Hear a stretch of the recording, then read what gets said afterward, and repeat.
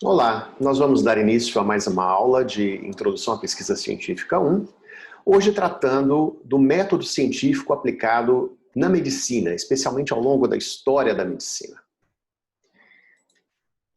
Este é o aviso legal da gravação. E vamos começar falando da medicina grega antiga, cujo maior representante, indiscutivelmente, pelo que chegou a nossos dias, foi Hipócrates de Cos. Hipócrates foi um médico de prestígio na sua época, os seus ensinamentos, as suas prescrições eram bem aceitas pelos seus contemporâneos, e ele, apesar de estar inserido numa sociedade religiosa, com muitas crendices e com muitas formas de se tentar chegar ao tratamento, à cura, à assistência aos doentes, ele aplicou o seu método empírico, baseado em observação criteriosa, que pode ser considerado uma das origens do método científico em medicina, aplicou com sucesso e foi reconhecido na sua época, embora depois tenha sido um pouco esquecido, deixado de lado durante vários séculos que o sucederam. Hipócrates é um personagem da antiguidade grega, do qual nós temos notícia não apenas por relatos de terceiros, por testemunhos, mas também pela sua obra. Ele deixou uma obra escrita muito relevante. E a sua obra, o seu livro, vamos dizer, a sua coleção de escritos de maior importância para a história da medicina são os aforismos. Eles estão bem organizados, foram bem preservados e traduzidos para línguas modernas. E aqui eu cito dois exemplos bem singelos de aforismos que eu pensei para ilustrar para vocês a forma de Hipócrates pensar e como isso já era muito moderno, muito avançado para a medicina da época. Porque era baseado na observação e não em tradições ou em simplesmente opiniões vagas. Aqui no aforismo 13 da parte 1, ele diz que pessoas idosas toleram o jejum mais facilmente do que outras mais jovens, e que isso é mais ou menos inversamente proporcional à idade, de forma que as crianças mais jovens são as que menos suportam o jejum, especialmente aquelas mais ativas. No outro aforismo, ele diz que dores e febres ocorrem mais durante a formação do pus do que quando ele já está formado. Vejam que isso é resultado de observação repetida, organizada de muitos casos, e não simplesmente de uma ideia etérea sobre o que deve ser o significado metafísico da dor ou do pulso ou disso ou daquilo. Não, é pura observação empírica, organizada e aplicada na prática da arte médica. Nós temos exemplos na China do reinado do imperador Qianlong, em que esteve em voga uma ideia chamada ou conhecida como Kaosheng, que, mal traduzindo, significa busca da evidência. Isso teve suas raízes na filosofia de Confúcio, que é muito mais antiga, mas sinaliza um período na história chinesa em que, com o apoio do império, com o apoio das forças oficiais, as pessoas foram estimuladas a questionar afirmações tradicionais que simplesmente eram dadas como verdadeiras sem nenhuma prova, sem nenhuma contestação, sem nenhuma investigação. Então, foi um período em que houve essa predisposição para pensamento mais próximo do que hoje nós conhecemos como metodologia científica. Já no Ocidente, a França teve uma convulsão no século XVIII, que é ilustrada pelas batalhas da Revolução, mas que também se deu no mundo das ideias. E na medicina não foi diferente. Nesta época, ainda seguindo as tradições que datam da medicina romana, de Galeno, usava-se sangria para tudo. Qualquer coisa era sangria. Por causa de uma ideia puramente abstrata, teórica, nunca comprovada empiricamente, de que a inflamação estava no sangue. Isso é verdade. A inflamação é um processo sistêmico com muitas manifestações no sangue. Porém, Daí se concluiu que escorrer o sangue significava livrar-se da inflamação. Essa foi a premissa que guiou a prática médica durante muito tempo, sem nenhuma observação criteriosa pelo método científico. Mas, ali pelo século XIX, já pós-revolução, com os ventos de liberdade soprando, com a influência da contestação dos filósofos da Revolução, Rousseau, por exemplo, aí um médico chamado Pierre Charles Alexandre Louis, um nome pomposo, né, um nome aristocrático, ele publicou um trabalho em 1828, onde relatava suas observações de que a sangria não melhorava pacientes com pneumonia. Era um procedimento inefetivo, um procedimento que não trazia benefício para tratar pacientes com pneumonia. E o que aconteceu com esse trabalho? Ele foi, em parte, ignorado, em parte, rechaçado, como algo que não tinha valor, porque, afinal de contas, a sangria era uma tradição milenar da prática médica. Como é que podia um fulano de tal achar que a sangria não era boa para tratar pneumonia? Esse foi um exemplo de como, aos poucos, surgiram indivíduos pingados na prática médica, querendo resgatar a ideia hipocrática de observar e ver o que acontece para depois dizer alguma coisa, mas que encontraram uma fortíssima tradição de faça como seus antepassados. E assim é que é. Esta é a nossa arte, ela não tem que mudar. Isso sofreu tanta demora para flexibilizar-se, assim, houve um período tão grande de resistência à chegada, ao retorno da ciência ao encontro da medicina, que muita gente morreu, muita gente ficou fortemente, com a saúde fortemente prejudicada pela teimosia dos tradicionalistas que não queriam aceitar as evidências trazidas por pessoas que resolveram simplesmente observar e ver o que acontecia. E aí, ao longo do século XIX, nós vamos ter exemplos já que se consagraram na história da medicina. Esse aqui se refere a um texto que eu soube que vocês já leram recentemente, a biografia do Ignaz Semmelweis.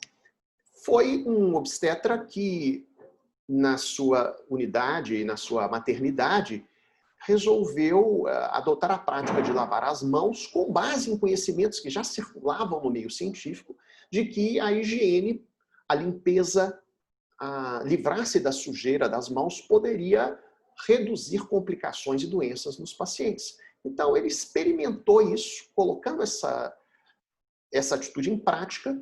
Os resultados foram excelentes, mas a observação de bons resultados não foi suficiente para que outros adotassem.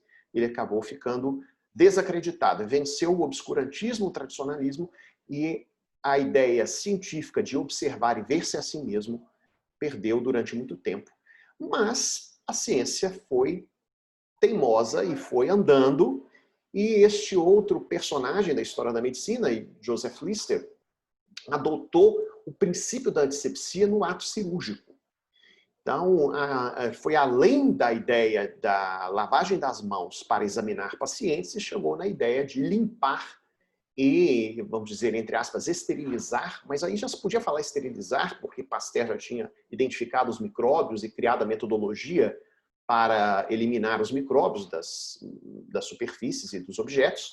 Então, Lister implementou na sua prática e ensinou a outros como fazer cirurgia limpa, cirurgia sem contaminação. Isso foi um progresso vertiginoso nas taxas de sucesso das cirurgias. Junto com a anestesia, foram os dois grandes progressos da cirurgia no século XIX. Também na virada do século, nós tivemos personagens incríveis nas ciências básicas ou em ciências próximas à medicina, como a química, por exemplo, que trouxeram enorme avanço para os procedimentos médicos.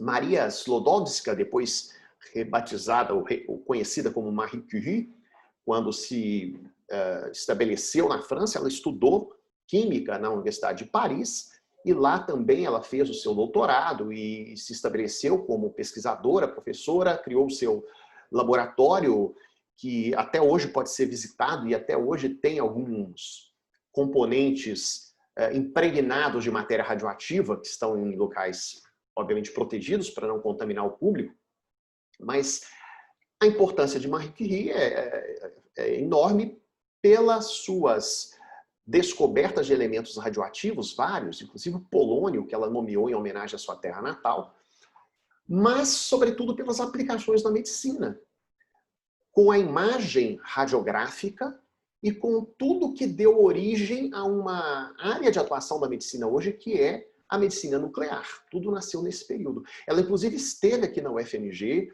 no Instituto do Câncer, que depois, na verdade, o Instituto do Rádium, que depois, em homenagem ao seu fundador, passou a se chamar Hospital Borges da Costa, para a inauguração deste instituto, que foi a primeira unidade de radioterapia no estado e foi uma das primeiras no Brasil, quando a medicina radiológica passou a fazer parte, inclusive, da terapêutica, além, é claro, do diagnóstico radiológico. E depois a medicina nuclear. Outra história que ficou muito marcada na vida brasileira, da luta da ciência contra o negacionismo ou, vamos dizer, o fundamentalismo ou a insistência em hábitos antigos, foi a revolta da vacina, quando Oswaldo Cruz Oswaldo Cruz foi um médico, sanitarista, epidemiologista e estudioso de doenças infecciosas, que num certo período assessorou o governo da República Brasileira em medidas de saneamento, que incluíam vacinar a população para poder extinguir a varíola, que era uma praga horrível naquela época. A varíola já fez várias pandemias, mas inclusive essa do início do século XX ainda era muito importante. E a população se revoltou, porque achava que não poderia ser de forma alguma constrangida a se vacinar. Especialmente porque não acreditavam na eficácia da vacina.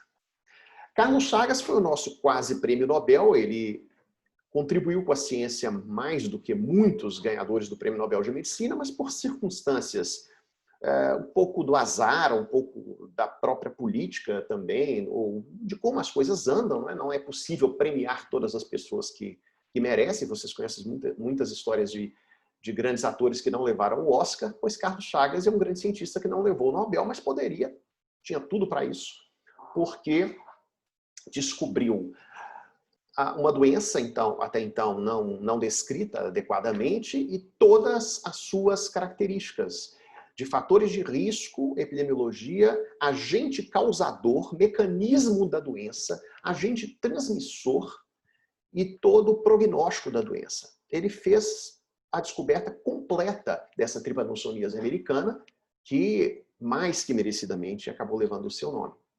Na própria Universidade Federal de Minas Gerais, nós temos exemplos de pessoas que no passado se destacaram na ciência mundial, com contribuições originais, importantes.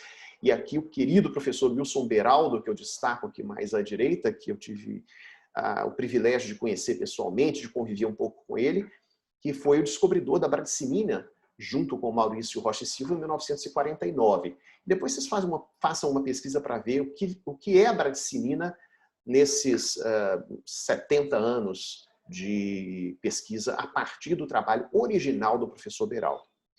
E hoje nós temos muita gente trabalhando com afinco na pesquisa na nossa instituição, no Brasil e no mundo.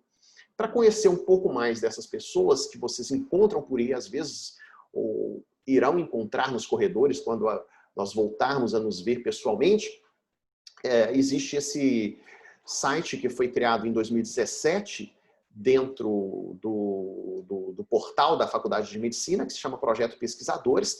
Ele anda parado atualmente, possivelmente em algum momento será retomado, mas ele dá para vocês uma ideia de algumas pessoas aqui muito próximas de vocês que estão fazendo pesquisa avançada e que são exemplos da realidade concreta da pesquisa nos nossos dias. Muito bem. Qual é o resultado deste demorado, mas eficaz processo de associação da ciência na profissão da medicina? É o que hoje recebe esse nome meio chavão, assim, medicina baseada em evidências, mas que não é de hoje. É um processo gradual. Eu já comentei sobre o século XIX, em que na França começou a haver um sopro de contestação de práticas tradicionais a partir de observações reais e organizadas. Já comentei sobre avanços que foram ocorrendo ao longo de todo o século XIX, a virada do século XX no Brasil, o primeiro exemplo de política pública de saúde guiada pela ciência, e parecia que seria para sempre, que nós não teríamos outros embates desse gênero, que as políticas públicas de saúde seriam daí para frente sempre guiadas pela ciência. Havia essa expectativa. E daí para frente, as pesquisas médicas foram utilizando cada vez mais o método científico de forma muito rigorosa e foram incorporando alguns protocolos, algumas formas padrão de fazer a pesquisa na clínica, a pesquisa com pessoas se tratando ou sendo diagnosticadas na prática médica, que incorporam os fundamentos do método científico. E, atualmente, a medicina é oficialmente baseada em ciência. A medicina que é aceita, que é legitimada, que as sociedades médicas subscrevem, que a lei aprova, é a medicina baseada em ciência, portanto, em evidências. Isso consiste em fazer a prática fundamentada por aquilo que a ciência conseguiu demonstrar ou sugerir, ou pelo menos suportar de alguma maneira. Como é que se faz hoje a medicina? Como é que se organiza a prática médica com base em evidências? Primeira coisa é reconhecer que você tem dúvida. Porque se você acha que sabe tudo e não tem dúvida, você não progride, você não é capaz de fazer uma pergunta decente que possa ser objeto de um estudo científico. Depois, formular essa pergunta de uma forma objetiva. Não pode ser uma pergunta muito aberta, porque se ela for muito aberta, não tem um projeto que dê conta de respondê-la. Ela tem que ser mais focada. Você pesquisa as fontes bibliográficas para se situar, ver até que ponto chegou o conhecimento naquela área. E aí, você avalia a qualidade do material bibliográfico disponível. Então, aqui nós estamos tratando não do pesquisador que vai descobrir uma coisa nova, mas do médico, do especialista, da pessoa que organiza protocolos de ação dentro da medicina e que quer aprimorar a prática baseada na ciência. Então, se você quer aprimorar a sua prática, você tem que reconhecer que nem tudo é certo, que algumas coisas têm pontos de interrogação. Depois você tem que organizar essas dúvidas de forma objetiva que permitem encontrar respostas na ciência. E aí você vai avaliar a qualidade do que encontrou, porque nem toda resposta científica é de alta confiabilidade. Às vezes, há um projeto de pesquisa que tenta responder uma pergunta, mas o faz com muitos vícios. Então, quem vai mudar a prática médica ou quem vai adotar uma prática baseada em ciência também tem que ser crítico em relação a isso. E aí, finalmente, você vai integrar a melhor evidência disponível com a sua própria experiência, de forma que haja um benefício, um crescimento daquela prática. Essa pirâmide existe porque quando nós buscamos, lendo livros e artigos, qual é a melhor informação para basear a nossa prática, o que nós encontramos com mais frequência são algumas observações esparsas ou séries de casos. São muito abundantes, mas são mais sujeitas a interpretações viciadas ou equivocadas. Enquanto estudos que envolvem algum tipo de sorteio, de randomização, de decisão aleatória sobre o procedimento, de forma que a observação possa ser isenta, eles são mais confiáveis. E quando você consegue uma revisão sistemática de vários ensaios clínicos, baseados em sorteio, baseados numa definição aleatória de quem vai receber ou não vai receber um tratamento, você tem a evidência menos sujeita a vícios, menos sujeita a falhas sistemáticas e, portanto, mais confiável. Então, quando alguém quer saber qual é a melhor forma de tratar um sintoma, de tratar uma doença ou de abordar uma emergência, e se baseia simplesmente em um caso que foi visto, ou em meia dúzia de casos que foram observados, tem que ter muito mais cuidado do que quando se baseia, por exemplo, num estudo grande, com muitas pessoas observadas sistematicamente, de forma prospectiva, planejada, e ainda com sorteio de quem faria o procedimento que está sendo testado e quem faria o procedimento padrão, por exemplo, ou nenhum procedimento. E para terminar, uma anedota, um caso histórico aqui de 1928, que é considerado uma espécie de berço dessa medicina baseada em evidência do século XX. Publicou-se esse trabalho mostrando que havia, ou melhor, avaliando qual seria o benefício do uso de soro antipneumococo para tratar pneumonia lobar. E na descrição do trabalho, os autores já se preocupam com a ideia de não ter vícios de seleção dos pacientes. Ou seja, de fazer de uma forma que toda pessoa que for participar da pesquisa tenha a mesma probabilidade de ganhar o soro que está sendo testado ou não ganhar o soro e ir para o tratamento padrão. Então isso aqui é um estudo que nós podemos chamar de quase randomização. Ele não foi uma randomização perfeita, porque não foi um sorteio totalmente aleatório, 100% aleatório, numa tábua de números aleatórios ou coisa que o valha. Mas era do tipo assim, quem vier no dia tal ganha o soro, quem vier no dia seguinte não ganha. Então ele também não foi um estudo cego. O pesquisador já sabia, olha, quem vier na quarta-feira vai ganhar o soro, quem vier na quinta não vai ganhar. Mas mesmo assim, ele foi feito de uma forma que reduziu-se, tanto quanto possível, o risco de viciar o estudo, colocando pacientes, por exemplo, mais graves para tomar o soro e pacientes menos graves para não tomar, ou vice-versa. Então, assim foi um dos marcos da pesquisa clínica no século XX. E a essa metodologia de tentar fazer com que não haja vício na seleção pelo fato de pacientes terem aquela característica, foram se acrescentando outros critérios, como esse do cegamento. Porque é claro que se o pesquisador já sabe que quem vier amanhã vai tomar o remédio novo, talvez isso tenha alguma influência indireta na atitude do pesquisador de convidar a pessoa que virá amanhã para participar do estudo. Por hoje é só. Na semana que vem nós vamos tratar de um pouco mais de detalhes sobre a construção das hipóteses científicas e a aplicação do método nos projetos de pesquisa. Obrigado e até a próxima.